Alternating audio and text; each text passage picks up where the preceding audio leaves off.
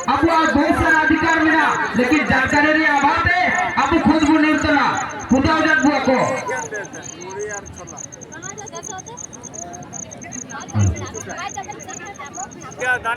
और देवरी देवी जो हमारा आस्था का केंद्र है उसी पर मैं नमन करता हूँ और आशा और उम्मीद करूंगा वो हमें आशीर्वाद दे। सर्वप्रथम मैं उन राजनीतिक दलों पर इस मंच के माध्यम से देशद्रोही का केस का मैं आह्वान करता हूं। यदि वो राजनीतिक दल संविधान के विरुद्ध काम करता है तो देशद्रोह तो होना ही चाहिए, क्योंकि जब मंत्री बनते हैं, जब विधायक बनते हैं, सांसद बनते हैं और सुप्रीम कोर्ट का कोई जज बनता है और उच्चतम न्यायालय का उच्च न्यायालय का यदि जज बनता है तो इसी संविधान की शपथ लेता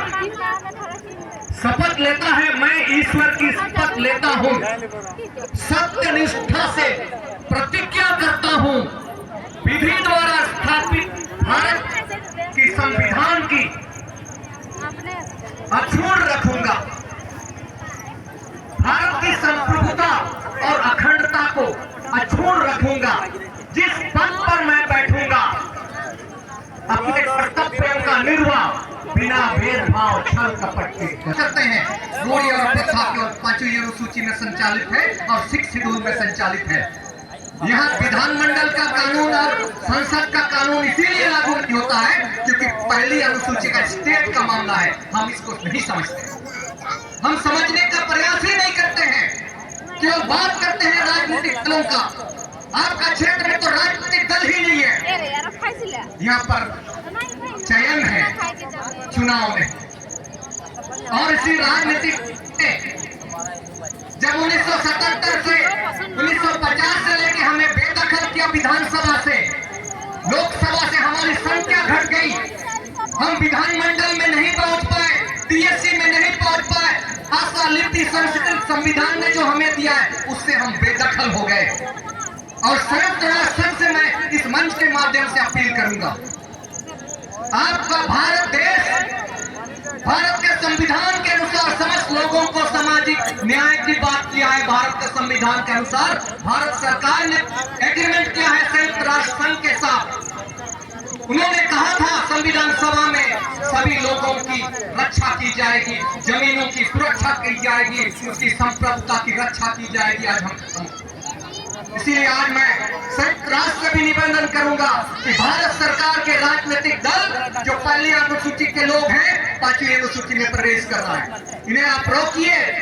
और देवरी डुमरी का जहां तक बात है,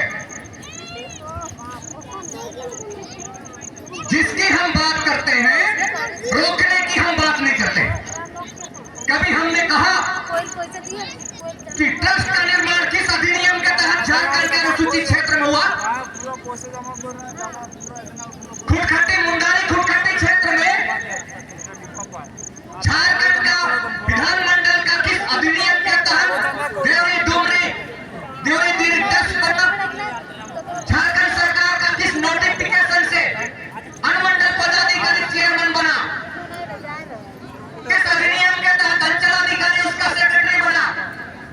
किस अधिनियम के तहत प्रखंड विकास पदाधिकारी इस देवरी का ट्रस्ट का अधिकारी बना? किस अधिनियम के तहत?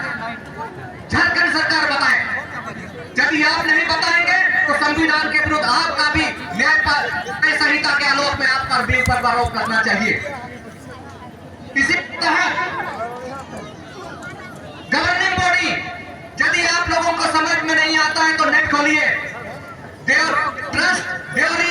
देवरी मंदिर ट्रस्ट निकालिए, वहां पर आपको दिखाई देगा कौन लोग बैठे हैं। आने वाला समय में इसको डिलीट करेगा राज्यपाल महोदय, उस समय के राज्यपाल महोदय हेमंत सोरेन मुख्यमंत्री, उस समय अर्जुन मुंडा जनजातीय कल्याण मंत्री भारत सरकार,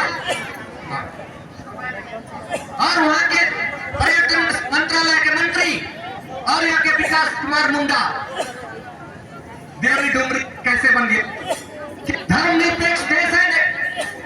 जब यहाँ पर प्रधानमंत्री और सुप्रीम कोर्ट का चंद्रचूड़ महोदय, हमारे महाधिवक्ता न्यायाधीश के खिलाफ जब धर्मनिरपेक्षता की बात आती है, ये लोग भी धर्मनिरपेक्षता का काम कर रहे हैं, धर्मनिरपेक्षता का विरोध कर रहे हैं हमारे राज्य सरकार। इसलिए मैं अनुरोध करूंगा कि सुप्रीम कोर्ट के जज और हाई कोर्ट के जज भारत सरकार के साथ साथ झारखंड सरकार यहां धर्मनिरपेक्षता का उल्लंघन कर रही है।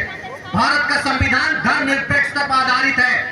आप लोक सेवा के रूप में पदस्थापित हैं, आप मंत्री हैं, आप किसी मंदिर का ट्रस्ट का मेंबर नहीं हो सकते हैं, क्योंकि यह धर्मनिरपेक्ष देश है।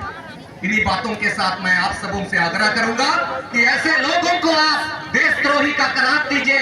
इन्होंने संविधान का शपथ का उल्लंघन किया। अंत में तमाम भारतवर्ष के हिंदू समुदायों से भी मैं कहूंगा, उन्होंने गीता में कहा था, यदा हि धर्मस्य ग्लानि भवति भारता अभ्युत्थानं धर्मस्य तदास्मानं सृजनं धर्मस्य संस्थापनार्थाय विनाशाय च निश्चिताम् परित्राणाय साधूनां संभवामि युगे। कहां है वो लोग? आदिवासियों की महिलाओं का, भारतवर्ष की छोटी छोटी बच्चियों का बलात्कार करने वाले लोग कहां है? धर्म की शंकराचार्य कहां गए? राम के नाम पर जगह जगह करने वाले लोग कहां है वो लोग? शोषण, अत्याचार और अन्याय की बात करती है। यही देवरी मंदिर में श्री राम का नारा लगाता है, हनुमान का नारा लगाता है। क्या हनुमान और भारत, आपका भारत जमीन पर कब्जा करने के लिए तो आपका मर्यादा पुरुषोत्तम जन्म लिया था? क्या नारी का अपमान करने के लिए हनुमान का जन्म हुआ था? क्या जानकी को उन्होंने माता का संज्ञा नहीं दिया था? यानी ये हिंदू शास्त्र में आज दिग्भ्रमित हो गए हैं। ये लोग दिग्भ्रमित हो गए हिंदू समुदाय। ये जंगल जंगल जमीन कब्जा करने के लिए नारा देता है, श्री राम, हनुमान, बजरंगबली का नारा देता है। इससे आपको बचना पड़ेगा। ये भारत सभी का है, आदिवासियों का भी है। इन्हीं बातों के साथ मैं अपनी बातों को विराम करूंगा, लेकिन इसमें इतना ही का आप जारी रखिए। हम सब आपके साथ हैं। सबको जोहार।